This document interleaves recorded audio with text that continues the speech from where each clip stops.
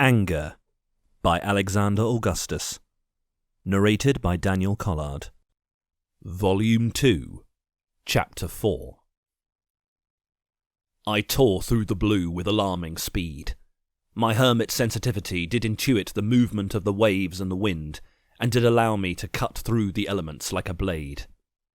The heavens were filled with the open eyes of God, the irises of which shone as luminescent white ovals in all sizes and constellations.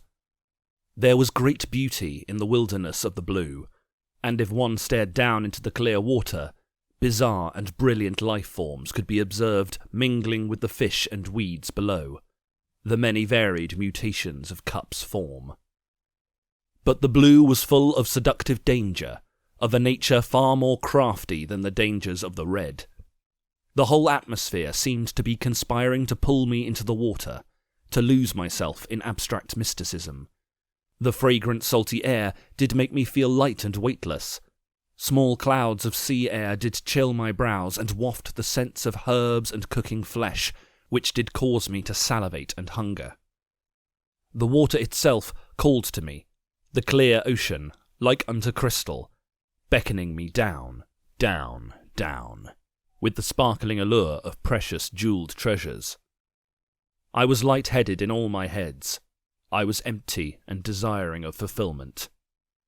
I did catch glimpses of my reflections in the shining face of the water, and these reflections did call to me. I peered down with open eyes into the expanse of sea. My selves in the reflections appeared to glow with contentment. "Halt!" I ordered the serpents. They slowed to a stop, and we did sink down into the water. I did clamber out of the serpents, and kneel on their outstretched and floating scales. I did lean down and inspect the reflected images of my faces. I was fixated and encapsulated. A thirst had been created within me. I was astonished by myself, and hung motionless, with fixed expressions, like statues carved from marble. The water presented a reality greatly improved. I did land my terrible child body down onto the surface of the water and did stare too with those eyes. The rings floated atop the water and slowed to a halt, folding flat onto the water's surface. Silence. I contemplated the multitude of stars, which were my own hundreds of thousands and thousands of thousands of burning eyes. The flames of my hair did curl in the reflection and gleamed, a crown fit for Bacchus, fit for Apollo. My youthful cheeks and ivory neck, the beauty of my flashing and burning faces. My hermit face, rose-flushed, mingled in the whiteness of snow. Unknowingly I desired myself, and I was dripping, and I was drowning. And my thirst became terrible. I gave my lips in vain to the deceptive sea. I tried to embrace the necks I could see. I plunged my arms into the water, but could not catch myself within it. I was both seduced and deceived by my multitude of eyes. I could see that just below each of my reflections, other beings had aligned themselves. They were difficult to distinguish because they had so perfectly matched the positions of my facial and bodily features. Their eyes placed under mine, their noses placed under mine. They jerked as I strained to distinguish their features, evading full sight. Although humanoid in form, the creatures under my reflections were composed partly of seaweed, which did grow from their nostrils and tear ducts and mouths, and sprout from their ears. The leaves of the seaweed did bulge with life, with the beasts of the sea nestling within their shade, with only a stray eye or horn or wing exposed. And the arms and legs of the creatures did thin at the edges and split into networks of roots under the ocean's surface. As I did lean in and break the water's face with my nose, the water did whisper back to me softly, "Yes, yes, come and see, for you shall receive all you desire. You shall receive the great cup of tea, and all the little treasures, and your own three-dimensional printer, and a prime-time extravaganza, and more. You will receive an exhibition with an audience." Something was exasperatingly beautiful about the scene. My hundreds of thousands and thousands of thousands of eyes did dilate with all pupils, allowing something like love to take over my body. My heart beat faster and faster, yet my bodies were swept over and over with cold flushes. I did try to catch the fleeting images of myself, but in vain. What I tried to grasp was nowhere, and when I disturbed the water's surface, what I loved was lost. My faces did all sink below the surface of the water. I felt I had the power to fight the feeling, yet I did not. I did not. And I remembered this feeling. "You will receive mentoring and contacts, and I shall give you ID," the soft voices continued, and my heart beat like a wretched caged bird, and my palms did sweat like I had been drugged. "Yes, I remember now how it was," I thought. I was paralysed. "Perhaps this place, right here, is where I should lay to rest. I am so very tired of fighting against the will of others." The quest I had been on seemed now abstract and formless. I did lean in also with my hermit body, the tip of my sharp teeth slicing gentle ripples in the water's surface. I was unable to see through those blind eyes, but seeing with the eyes on my other bodies, I did reach into the water with my sensitive hands caressing the seaweed and beasts within, and I did lean in to kiss the watery phantoms. As I did so, the seaweed about their faces did unfurl and lift out of the sea, wrapping around my necks and arms and legs and rings and organs and things about my body which should not be touched. My flames began to extinguish. The trails of the seaweed were wet and gooey upon my skin, and as their liquid seeped into me, it became bitter and venomous like bile. And the water did instruct to me with a penetration as if from my own voice, "You are nothing." Suddenly, a hideous high-pitched shriek did burst through the smooth crystal of the water, breaking its surface into violent ripples and explosions of bubbles. The uncanny cry tormented my ears, a high, hiccuping yell of agony. Startled, I jumped back from the water. I had impaled one of the seaweed phantoms with the two-edged teeth protruding from my hermit mouth. Lo, I did behold, skewered and flailing about, was a grotesque imp. I was confronted with the thrashing, howling and screaming body of a plant-like, cup-like specimen, not young as my bodies were, but old, like the elders in the red.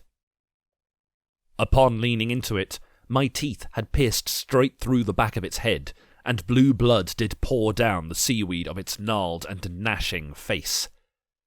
The sunken eyes were pale and unfocused, darting about wildly, and its lily-white body was sagging and repulsive, with nipples drooping like sad, disgusting eyes above a mouth-like belly-button on a lonesome face. Its long white hair did plait and mingle with the plant life growing from the creature's form. The green weeds from its mouth and eyes were thrashing about, trying to attach themselves to me. Those putrid, livid weeds did leave sticky trails on my body, which did sting and burn. The elders of the blue had stalked me, and cast visions upon me, and upon their foreheads the name of deception and abuse. The blues had made me lose myself within my own mind, and they had toyed with sacred recesses which should not be touched. Bile rose in my stomachs and brought the flavour of disgust to my lips. I had the dazed and startled feeling of someone violently woken from a dream, and in shock I did shake my hermit head, flinging the imp-like elder and launching it into the rings of my child body, with which I did cut and chop. I fell to my hermit knees. I was suddenly dirty. Not outside, but inside. My terrible child burned brighter with shame, and the elder's eye did surface in the ring. At the sight of their fallen brother being impaled, butchered, and eaten, the other elders did flee, grasping and paddling through the water with their gangly limbs and seaweed tentacles. I did not pursue them. I did not want more of them inside me. And as I surveyed the ocean, I knew suddenly why all the survivors in the blue were blind. Because all those with sight were wrapped up in seaweed and drowned in the ocean, bobbing under the surface. Hundreds of thousands and thousands of bloated white corpses of young cups. And I realised, too, why the eye holes in the masks of the red soldiers were so narrow, to avoid seeing the corrupting visions of the elders. I had escaped, but something within me was clenched, and might never unclench. The closeness of death in this place did not evade my mind. I did wonder which of my bodies had allowed this type of weakness into my fold, that I may be so easily infiltrated, and somehow I did begin to loathe my grinning and flashing face of mischief, which did continue to grin and flash even in this bitter moment. I did climb back into the safety of knife, fork, and spoon, and did close all eyes except those of my terrible child. I propelled myself far, far above the water's surface and into the heavens, where I could navigate without immediate danger. I did not look willingly back down into those waters. Quickly I built up speed, and the sickness did pass. I did continue on my quest, and after several hours of travel I beheld, lo, in the midst of the blue sea, the hanged beast floating far off in the distance. All about him a war did rage, and I did enjoy seeing the red soldiers slashing violently at the blues, and I did enjoy too seeing the blues slashing violently at the reds. I observed the natives of the blue more clearly here, not the elders, but the younger cups who did resist the blue elders and reds alike. All were blind. They could not fight like true soldiers, but in some degree they were attacking the enemy and defending themselves. They could breathe underwater, but they did also spring into the air to attack, and as they did rise from the water did rise with them, flowing up into the air with the blues suspended inside like insects trapped in amber. Their little cup bodies had grown into mutated forms, crossbred with serpents and flying creatures with stingers and horns, and with leaves and flowers. Their heads were surrounded by light blue bubbles of liquid, which did flow and ebb as they moved, just as that of the hermit's tears. And these bubbles did glow with their own internal light. As they waved their arms, they did send waves through their bubbles, and use them as extra limbs, such as hands to clasp or legs to walk. The bubbles did support their body weight, and like this they meandered and evaded capture. And they were very small. They looked not as though they had eaten a single person in their whole lives, but remained puny little children, each the size of one of my hands. Unable to see, they did use their limbs to feel for their enemies, clambering fearfully around them, through the gaps between their legs, over their bronze masks and under their arms. They dived in and out of the sea, and they did indeed appear quite disorganized and purposeless. No wonder the red soldiers were able to infiltrate the blue so comprehensively, I thought. The natives of the blue did roar with the multitudes of many waters, and the conquerors from the red did roar back with the cries of many trumpets. And the fighting did rage across the blue, in the water and over various platforms that surrounded the hanged beast. The red agents did swim bravely into the ocean of the blue, fighting against all odds. They did bite down on their bronze mask swords with their teeth, and slash and hurt, and they had also their noses, which were sheathed with their metal coverings, with which they did stab and hurt. They swam in triangular formations. They fought the blue, who seemed to follow no formation and flowed freely, weaving in between the soldiers, ducking and diving. In fact, they were hardly fighting at all, but moving in spirals like leaves in the wind. And lo, I did behold one of these small blue boys, with a leafy head like a cabbage, send his head bubble into the ear of a soldier of the red, and he did drop his bronze mask, and his pupils did dilate as if on morphine, and he did turn blue with liquid pouring from his eyes and ears and nose. In this moment he did transform into an agent of the blue. His eyes turned pale and useless, and he did now float away and swing his nose sword against his swimming red brothers. And lo, I did behold the red soldiers cutting and slashing and impaling the little blue boys. And many of the reds were fully grown men, and they did use brute force with extreme prejudice. And the blue cups did sing, I am he that liveth, and was dead, and behold, I am alive for evermore, amen, and have the keys of hell and of death. And upon hearing this, I do think that perhaps their keys were more convincing than mine, and perhaps I had not the phone, money, or keys I needed after all. And all the while the gigantic hanged beast did lie face down in the sea. His skin was almost translucent, and one could see his blue veins and arteries and organs working inside his body, like unto a jellyfish. He appeared to have no bones, but maintained his form by lying very still indeed. There was a tail atop his head, and with this he did sway in the tide like some floating plant. Every now and then the tail would twitch excitedly, like the tail of a cat pawing at a string. And lo, I did behold the hanged beast spake with a booming voice that could surely be heard throughout the entire blue. Turning his colossal head, and with a face half submerged, he did cry as a multitude of many waters. Look, I've just had a really long day, and I'm really tired. I just want to chill out, and you guys are really doing my head in. With that, the giant did turn his head once more below the sea. Careful to cast all my eyes up to the heavens, so as not to be drowned by the lure of the creatures in the sea, I did now turn to the red and blue soldiers fighting amongst the scaled bodies of knife, fork, and spoon, and did ask, How did the hanged beast come to be so large, and where doth his power lie? One red soldier paddled away from the melee to reply, The hanged beast is very ancient, perhaps as old as the wisest elders.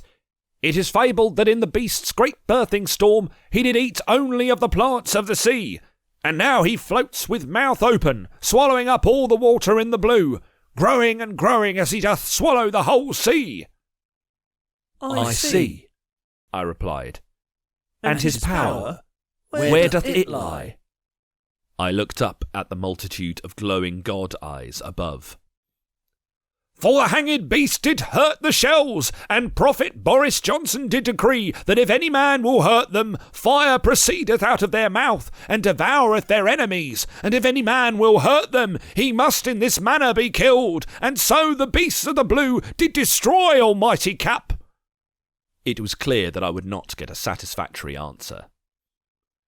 With this, the hanged beast turned its vast head once more to the side, and did decree with a roar of tens of thousands and thousands of tsunamis, Can you change the channel, please? I can't stand EastEnders now that the whole cast is balding and crippled. And if you're gonna head to the shops, can I get a 6-pack of Strongbow and some Haribo? Any of the sour ones? Not Star Mix, please. Thank you. And then turned once more to face the sea. I knew not of what the monstrosity did speak as it lay limply, but my intuition told me that this creature spake the divine truth of ID, and his scale alone could help me escape. Propelling my child body down, I did wield my golden measuring reed and accelerate across the ocean, letting out a hideous, high-pitched shriek with a great voice, as of 100 trumpets. With the reed I did measure the full height of the hanged beast. I then flew higher and higher, up to the roof of the heavens, and did measure the height of the heavens. Yes, the two measurements did accord with one another.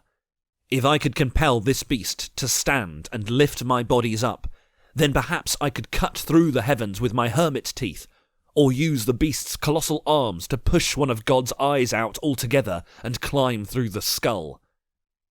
I would need my serpent carriers to grow in size and lift the hanged beast's legs up. Knife, fork, spoon, have I been good to you? Have I not named you as men? And have I slain you not, nor eaten you not? Yes, master, they replied. Good. I fear I have not much time. You must act now. Eat all the beasts of the sea, all the slithering beasts, scaled, beaked, clawed and venomous creatures, all beating their useless wings which cover their faces. Tens of thousands and thousands of thousands inhabiting the sea, resting not day nor night, saying, Holy, holy, holy, Almighty, which was and is to come. Eat them now and grow, grow, grow, grow!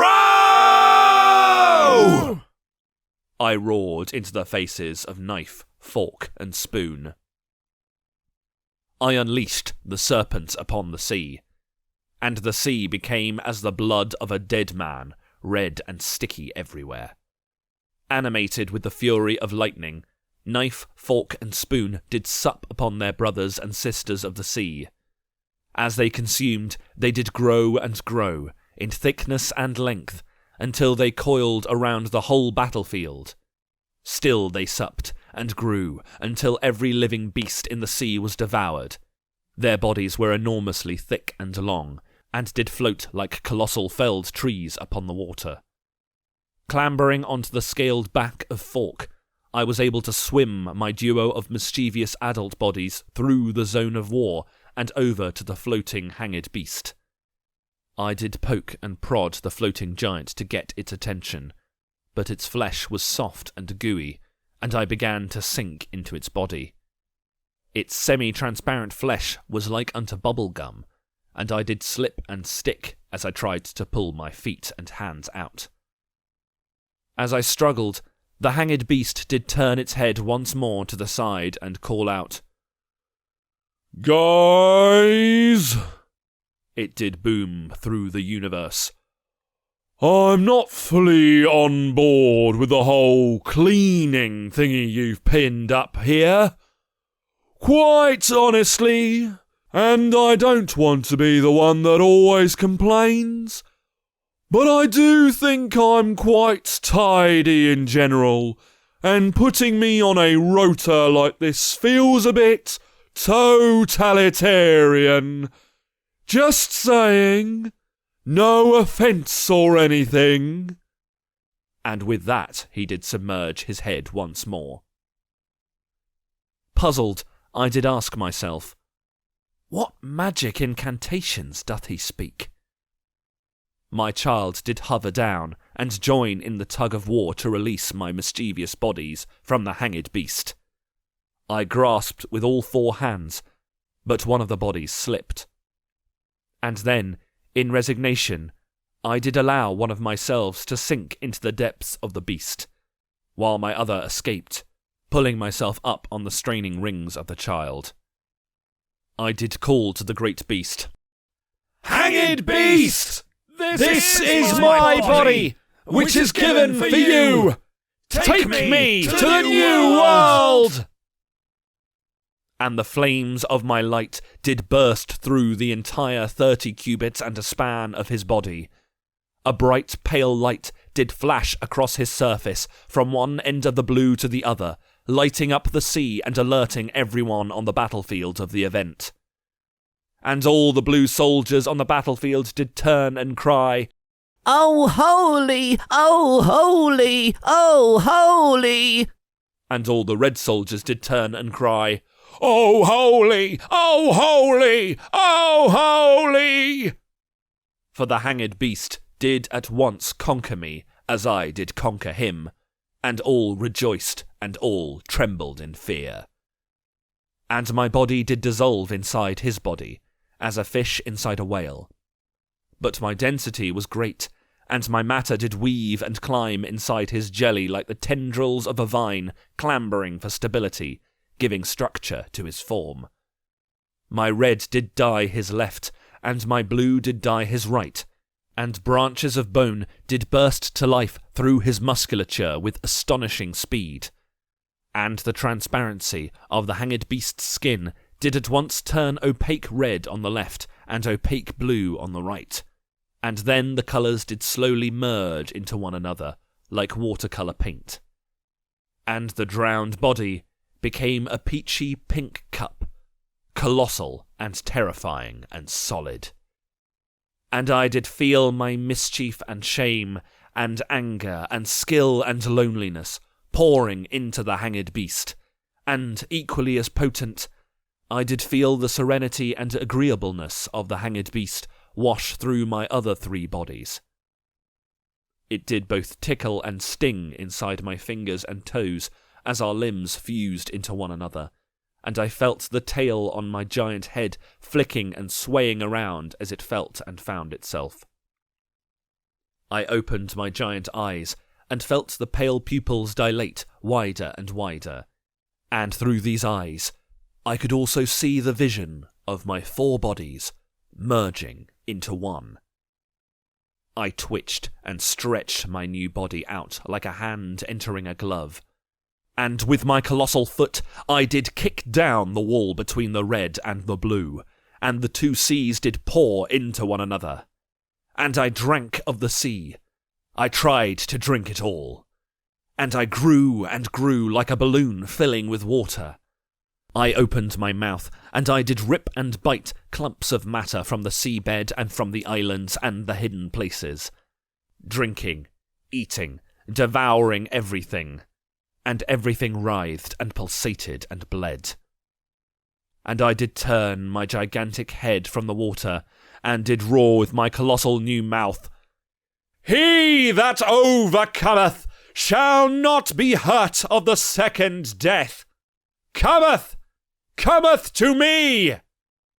And my head ached, and I did suffer, and the beast's language and voice and tone did pound through my head, its words wrapping around my words and changing my speech.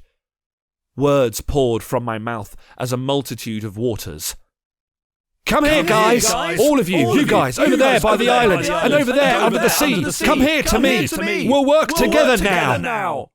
And all the soldiers of the red, and all those of the blue, did turn and flock to my body in haste. And I did open my cavernous mouth, and they did rush in like into a whirlpool. But they also climbed into my ears and my nose, and every orifice you might imagine, or not want to imagine. And it did hurt. In the distance, I did spy the phantoms of the shadows who had followed me ever since I took the Starman's light. The desk lamps, and the elephants, the textbooks, and the trees and nests and window frames, and people from my memories, and ketchup bottles, tiles from buildings I did see in Portugal, and pain au chocolat I did eat in France, and all the moving and chattering things from the corners of Cup's mind. They did also march in a parade, and they did come to me, and did pour into me, gnawing holes in my heels, and climbing up through the insides of my legs, as they did dissolve into me. I boomed out, It's okay, little ones. Be brave. Come. And they poured into me, and piece by piece I began to recall roads, and buildings, and fruit, and friends, and snoring, and stars, headache, and the ecstasy of finishing exams. Not up my bum! I shouted as I manoeuvred my tree-trunk arm around my backside to flick all the clambering little people away. I was growing, and beginning to push up against the edges of the world. My shoulder was now touching the heavens, and I had to recline into a fetal position, as if about to be born. Knife, fork, spoon! Quickly, come to me! I commanded the serpents, who had gathered up all their brethren, and now spiralled up around my gargantuan legs and clung to my frame. They did spiral up to my ears and whispered, "We are afraid of the world outside, sir." And I did boom back, "Please be brave!" And I did grasp my remaining mischievous body in my left hand, and I did shield my sensitive hermit body in my right hand, and both of these appeared to me as tiny dolls compared to my enormous new body. And with the hermit's arms, I did hold my terrible child body, and the rings of eyes did spin around me, and my cells did brace all together. Memories of Cup's life were flooding back to me. I mean, Cup in the outside world, in London, who and where I used to be, and, I guess, who I am once more. I remembered my phone, which lay smashed and broken on the ground, full of disconnected and unresponding phone numbers. I remembered my money, or lack thereof. I remembered my keys, which were imminently to be taken away from me through eviction. And I remembered, too, my utter powerlessness against a system it was impossible for me to join with. "I have found ID!" I boomed with my mouths. "The light wins once more!" I cried with a loud voice, as when a lion roareth, and when I cried, 4 thunders uttered their voices, including from my new giant hanged body. I closed all my hundreds of thousands of hundreds of eyes, ready for impact. I was becoming whole and undivided once more, and I remembered. Yes, I remember now how it worked. I had not power, but I did have integrity. And upon my forehead, the name of integrity. A bright fire engulfed everything, and out of the fire went forth lightning.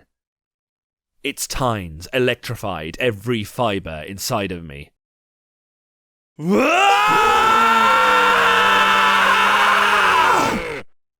I boomed from every mouth I now had as the sky cracked open. I leapt out into the world, and everything was smoke-filled and on fire.